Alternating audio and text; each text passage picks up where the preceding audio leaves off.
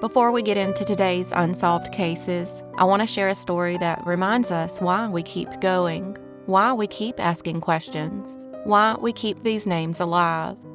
It's been nearly 30 years since 45-year-old Margaret Lois Bell was found stabbed to death inside her home on Tom M. Road in the quiet Evans Crossroads community of Robeson County, North Carolina.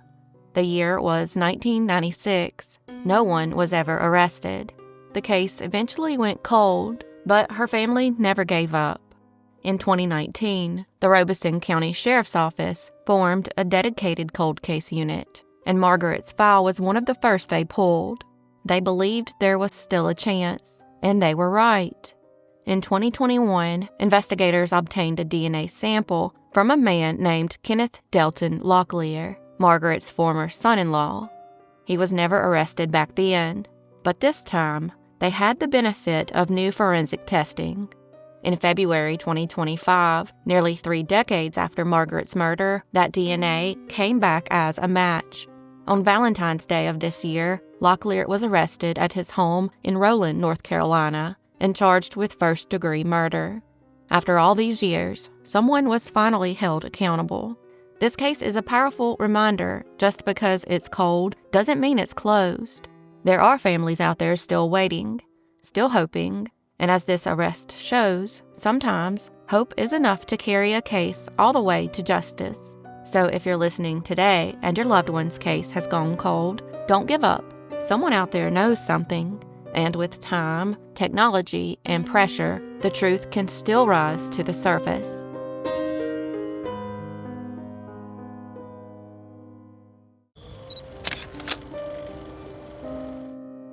Brandee Hope Canipe was born on December 14, 1976, the oldest of 4 sisters.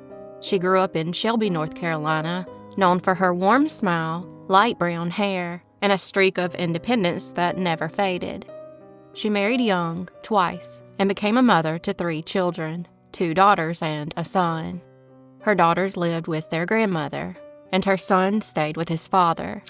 Life wasn't always stable for Brandee, but her family says she adored her kids. She just struggled to find her footing. For a while, Brandee lived in Myrtle Beach, South Carolina, before returning to North Carolina, bouncing between Winston-Salem and Mocksville. By 2005, she had moved back to Shelby to be closer to her daughters and took a job at a local bar called Rhythm and Cues. Not long after, she moved again, this time to a house off US 158 in Mocksville. That's where she was living in early 2006. Brandee had always been a bit of a free spirit, someone who moved often and sometimes dropped out of touch for months at a time. So when she vanished in May of 2006, no one raised the alarm, not immediately. It wasn't until April 2010, nearly 4 years later, that her sister Staley filed a missing persons report. Brandee had missed an important funeral, one she never would have skipped. The funeral of her former mother-in-law, a woman she'd stayed close with even after her marriage ended. That's when Staley knew something was wrong. When detectives finally started digging, they realized how far behind they were. Brandee's Social Security number hadn't been used since 2006. Her bank accounts were untouched. Her driver's license expired in 2008 and were never renewed.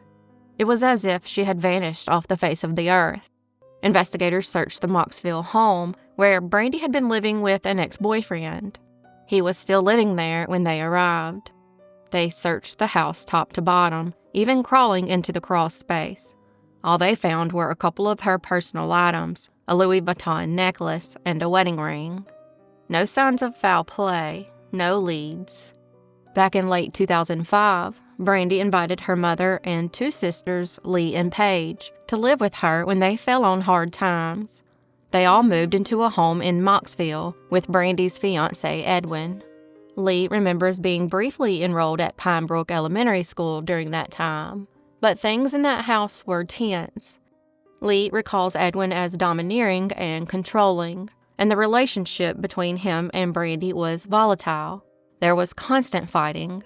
Eventually, their mother moved back to Shelby, leaving Lee and Paige with Brandee. Soon after, Brandee broke up with Edwin, and moved the girls to a house on Belews Creek. The lake property was owned by an older man whose connection to Brandee remains unclear. He let her stay in a separate house on the property, but Lee remembers one disturbing detail: a room in his garage filled with women's clothes, shoes, and handbags, though no other women were ever seen around. Child Protective Services eventually intervened, and Lee and Paige were sent to live with their father in May or early June of 2006. Brandee visited Lee one last time shortly after. She drove her to the bus stop, and they chatted for a bit. Lee was only 10 and had no idea it would be the last time she'd ever see her sister. Police were never able to locate the lake house, and Lee, being so young at the time, couldn't provide an address. Today, that area is full of new construction, erasing any chance of finding that house. What we do know is this: Brandee had been driving a 4-door Buick sedan in 2006, a car her family remembered well.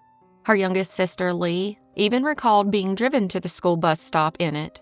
That car had never been found until earlier this year, nearly 20 years later, when Brandee's family was providing DNA samples to the Davie County Sheriff's Office.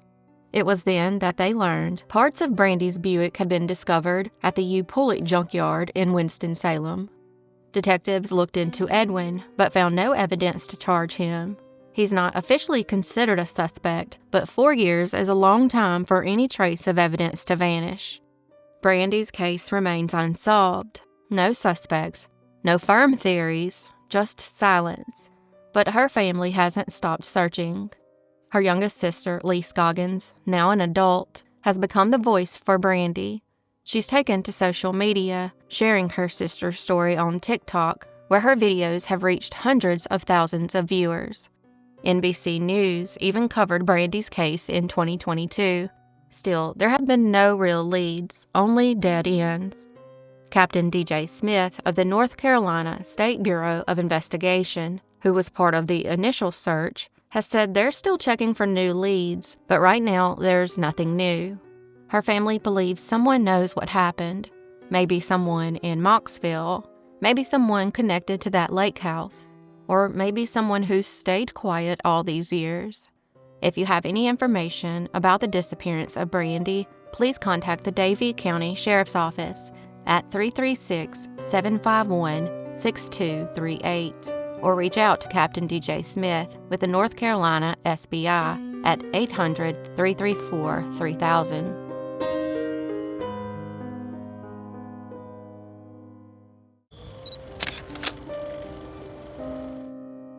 Daniel McCoy Moses was born on July 5, 1951, one of 11 children in a close-knit family from rural Rehoboth, North Carolina. As the oldest, he looked out for everyone else before thinking of himself.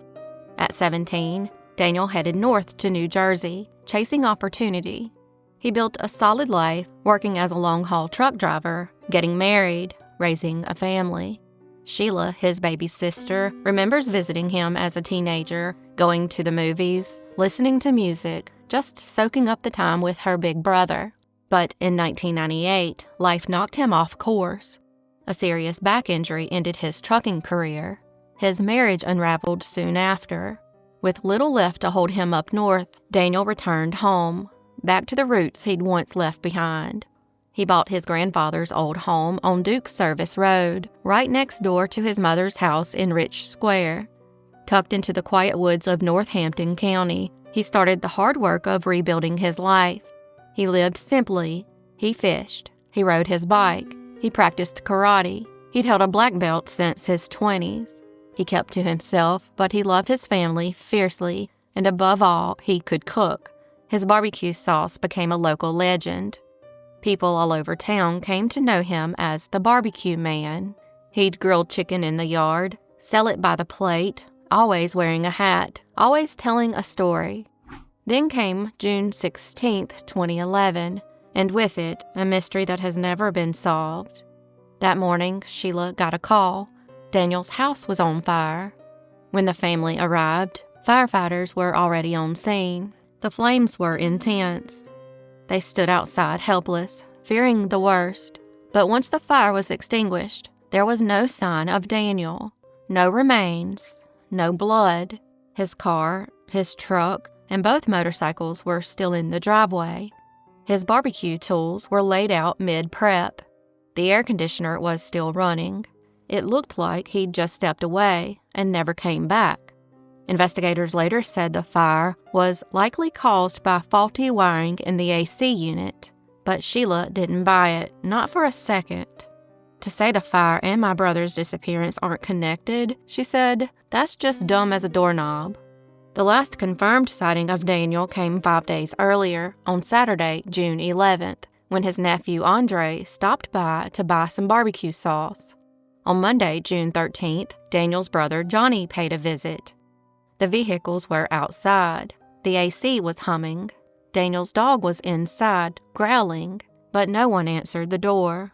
Johnny assumed Daniel was just resting. Later, Sheila would learn that Daniel's girlfriend had stayed over that weekend and claimed she left Monday morning. Whether Daniel was actually there when Johnny came by, no one knows for sure.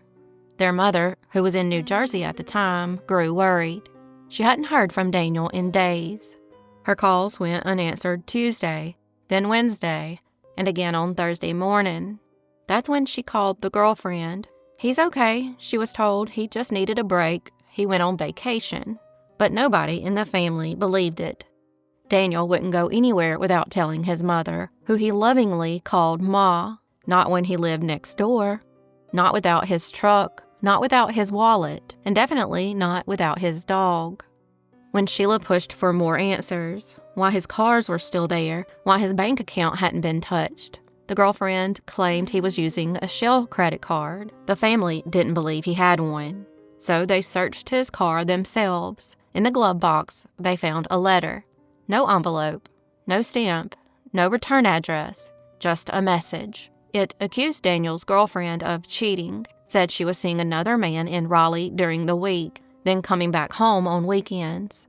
Whoever wrote it knew Daniel's situation, but the letter was never traced. No fingerprints, no handwriting match, nothing.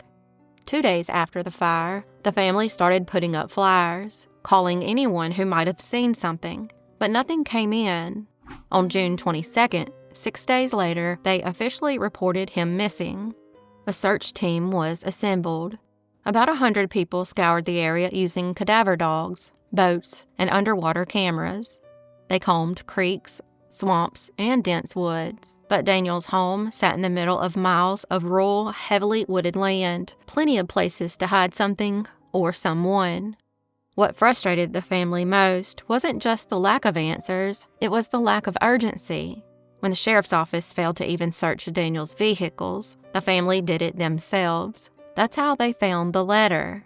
The SBI offered to assist with the missing persons investigation. The sheriff's office declined. They only asked the SBI to look into the fire.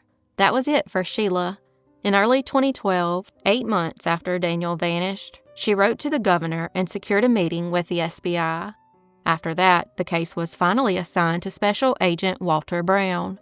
Brown dug in. He interviewed family, friends, neighbors.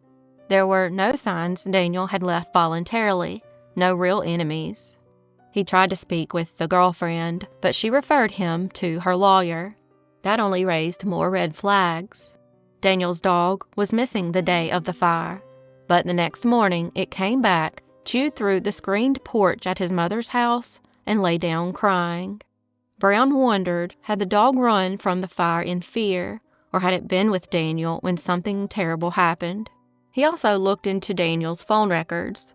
For years, Daniel called the same people at the same times every day, but 2 weeks before he disappeared, he changed his number and bought a prepaid burner phone from Walmart where his girlfriend worked. Then came the rumors. A man from Cumbo Road said he saw Daniel and the girlfriend on a bridge and saw Daniel get into a van with another man. A woman from Woodland said she saw a black man in the trunk of a car on that same bridge, but she didn't come forward for 10 years. Another woman from Cacique, named someone outright, said he killed Daniel, but retracted her story when police showed up. The girlfriend, who had been with Daniel for more than 10 years, never followed up, never checked in, never tried to help the family. She continues to avoid law enforcement to this day. She's been listed as a suspect by the Northampton County Sheriff's Office, but Sheila believes she didn't act alone. She believes other people know what happened and are still keeping quiet. Daniel was 6'3", between 200 and 220 pounds. He was strong, a trained martial artist, not the kind of man you could just take down easily, unless he trusted you, unless you caught him by surprise. Sheila and her family don't believe he left on his own. His cell phone pinged off a tower in Virginia a few days after he vanished, but there's never been a confirmed sighting since. The family believes he was murdered and that the fire was meant to cover it up. They're offering a $10,000 reward for information. Team Cold Case is offering another $15,000. That's $25,000 total for the truth. This wasn't a man running from something. This was a man who knew something, and someone didn't want him to. Whoever did this thought fire would erase the evidence, but they underestimated the family Daniel Moses left behind. They picked the wrong family, Sheila said. We're not stopping.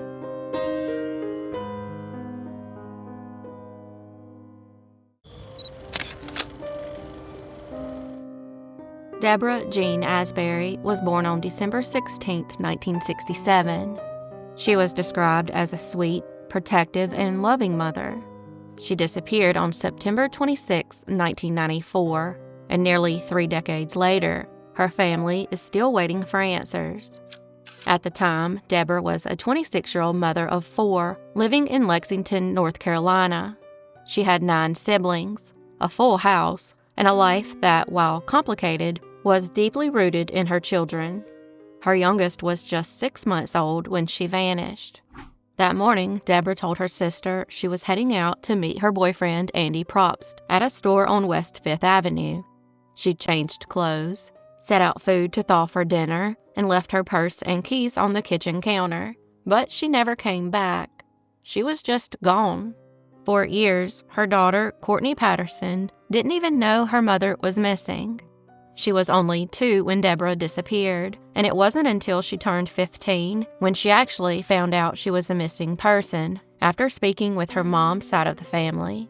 After that, Courtney made it her mission to find out what happened. She spent years tracking every lead, talking to relatives, digging through old memories, working with police. She even submitted her DNA to the National Missing and Unidentified Person System, just in case they were to find remains. They can test it with that. She's kept a binder filled with notes, case documents, anything she can get her hands on. And though the years have passed, she hasn't let go of hope, just maybe not the kind she once had. The Lexington Police Department still considers Deborah's case open. Officially, it's a cold case, but unofficially, her family believes there's more to the story. In the months leading up to her disappearance, there were signs of trouble. Both her ex-husband and her boyfriend had reportedly threatened her. Police had been called to her home multiple times for domestic violence incidents. In July 1994, just 2 months before she vanished, Deborah was charged with shooting her ex-husband. She had previously filed assault charges against him twice, the first time in 1993. She later withdrew the complaint. The second time was in August 94, and he was due in court that October. Then Deborah disappeared, and she wouldn't have left her babies behind by choice. Still, no remains have ever been found. No confirmed sightings, just silence, and Courtney's search continues. If you have any information, no matter how small, about the disappearance of Deborah Jean Asbury, please come forward. You can contact the Lexington Police Department at 336-243-3302.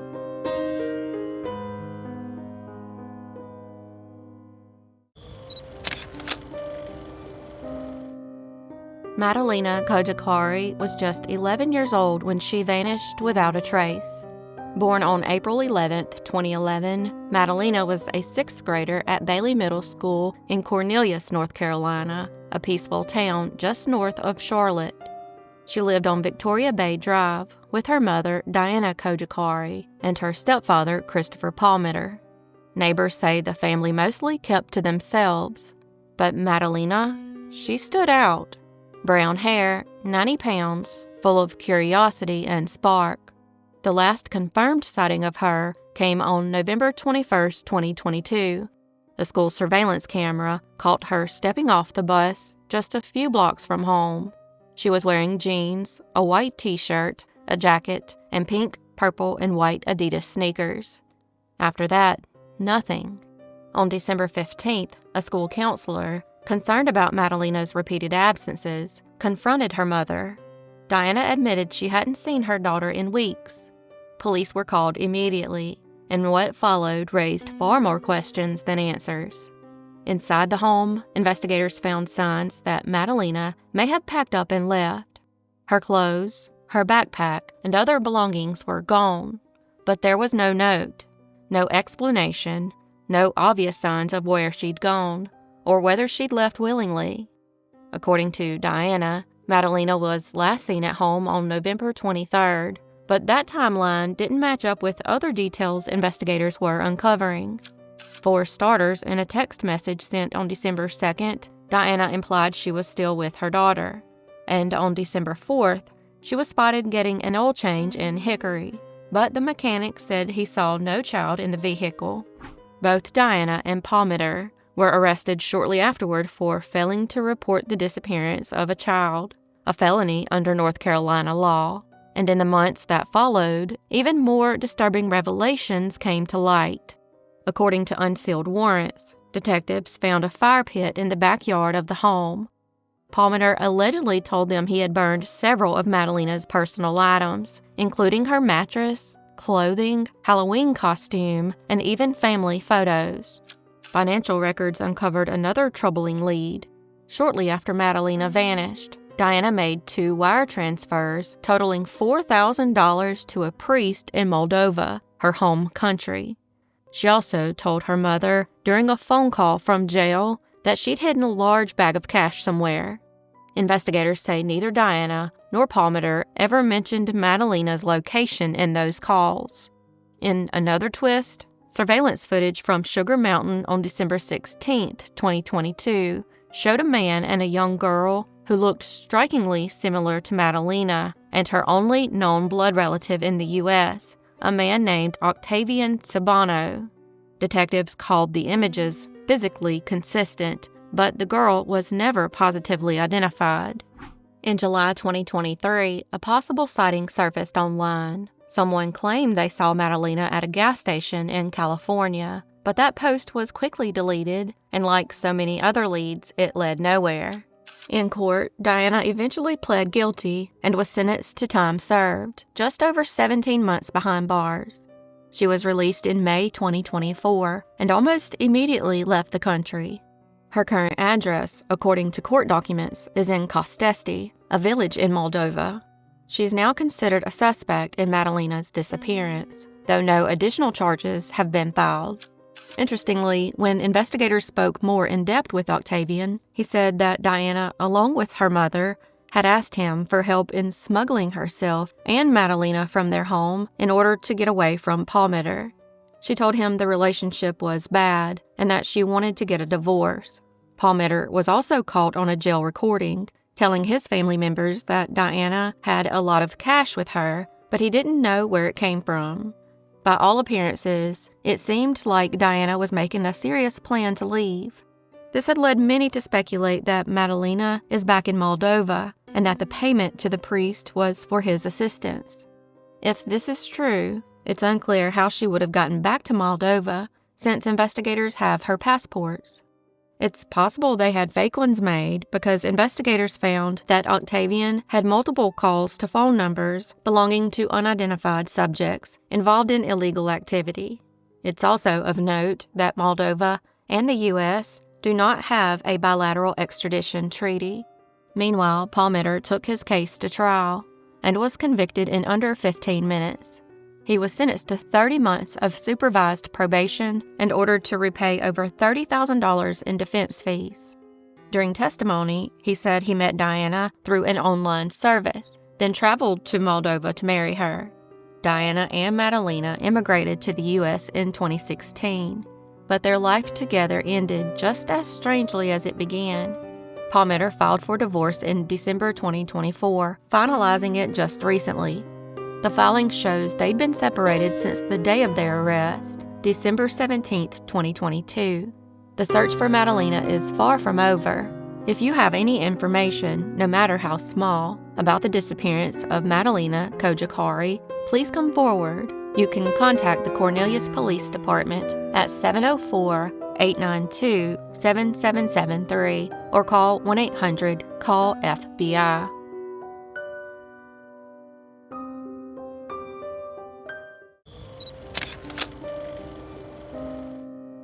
Tyarra Williams was born on June 18, 1996, a bright, kind-hearted young woman full of hope, compassion, and big plans for her future. By early 2016, she was just 19 years old and on the edge of a fresh start. She'd graduated from Dudley High School 2 years earlier and had recently enrolled at Guilford Technical Community College to study early childhood development. Tyarra had always been drawn to working with children, especially those with disabilities. She wanted to give them the care and support she believed every child deserved. On the morning of January 7th, she stopped by the college to finalize her enrollment paperwork and get her student ID. That evening, she visited her mom's home to help take down the Christmas decorations and talk about her day. Her mother, Danielle, was proud of how focused and ready Tyarra seemed. The two even made plans to go shopping for textbooks and a laptop the next day, but that trip never happened. Later that night, Tyarra returned to her grandmother's apartment at Stony Brook Apartments in Greensboro, North Carolina. She was living there at the time, partly to help her grandmother and partly for a little more independence. After dinner around 8:30 p.m., Tyarra told her boyfriend Aaron and her little brother that she was stepping out to meet a friend named Travis, and that she'd be back in about an hour. The name didn't ring any bells, but it didn't raise any alarms either. She left the apartment complex, and GPS data later confirmed that she did make it to this friend's apartment, but shortly after, her phone went dark. No signal, no text, no calls, and she never came home. At first, her boyfriend and brother waited. They figured maybe she lost track of time. But by 9:30, she still hadn't returned. Her phone went straight to voicemail. By morning, she still hadn't checked in. That's when Aaron told her grandmother, who immediately called Danielle. Danielle hadn't heard from Tyarra either. By 8 p.m. that night, January 8th, Danielle reported her missing, and that's when the nightmare truly began. Danielle tried everything. She logged into Tyarra's Facebook, scoured her messages, and noticed she'd been talking to an ex-boyfriend, not anyone named Travis. That's when it clicked. Travis was a cover name, and the ex had been the one Tyarra went to meet that night. When police questioned him, he first denied seeing her, but when confronted with the messages, he admitted they met and talked in his car for about half an hour. Then, he said, she got out and walked back to her grandmother's apartment located on Webster Road. He was the last person known to have seen her. Police searched his vehicle and found no physical evidence of foul play. They questioned another ex-boyfriend, Trey, who was cooperative and eventually ruled out. Danielle never believed he had anything to do with it, and heartbreakingly, a month later, Trey was shot and killed by his roommate in an unrelated incident. Meanwhile, tips trickled in. Someone claimed to have seen a disoriented girl matching Tyarra's description on a street in High Point. Another caller said her body had been dumped in a nearby trailer lot. Cadaver dogs searched the area, but nothing turned up. In April, a waitress in Jessup, Georgia, called to report that a woman who looked like Tyarra came into her Waffle House regularly with a group, but never spoke and seemed uncomfortable. Tyarra's uncle Daryl, a former bail bondsman, drove 400 miles to investigate, but by the time he arrived, the group had stopped showing up. He posted flyers and asked around at nearby motels. A manager at one hotel said he'd seen a girl like Tyarra with a man suspected of trafficking women. Local police made an arrest, but by then, the girl believed to be Tyarra was gone. There was one more sighting in June 2016 at a DMV in Greensboro. A family member thought she saw Tyarra and called out to her, but the girl turned out to be someone else. Danielle confirmed it wasn't her daughter. For years, the Williams family poured everything they had into finding Tyarra. Her uncle set up a dedicated tip line and offered a $10,000 reward. The National Center for Missing and Exploited Children got involved. Billboards went up. Flyers were everywhere. Her story was even featured on an episode of Disappeared, following her grandfather's emotional cross-country search. But the leads dried up, the phone calls stopped, and the silence grew louder. By 2022, 6 years after Tyarra vanished, Danielle spoke publicly again, this time to mark her daughter's 26th birthday. She reminded the world that Tyarra was still missing, still loved, still worth searching for. There's 3 leading theories in her case. The first, that she was abducted, possibly right after leaving her ex-boyfriend's car. The second, that she was trafficked. The sightings in Jessup and the claims of her being seen with a pimp have never been conclusively ruled out. The third, that her ex-boyfriend, the last known person to see her, knows more than he's saying. But without solid evidence, he's never been charged. And someone out there knows what happened. If you know anything at all about the disappearance of Tyarra Williams, please call Greensboro Crime Stoppers at 336-373-1000. You can also text your tip to 274-637 using the word Bad Boys, BADBOYZ. All calls are anonymous.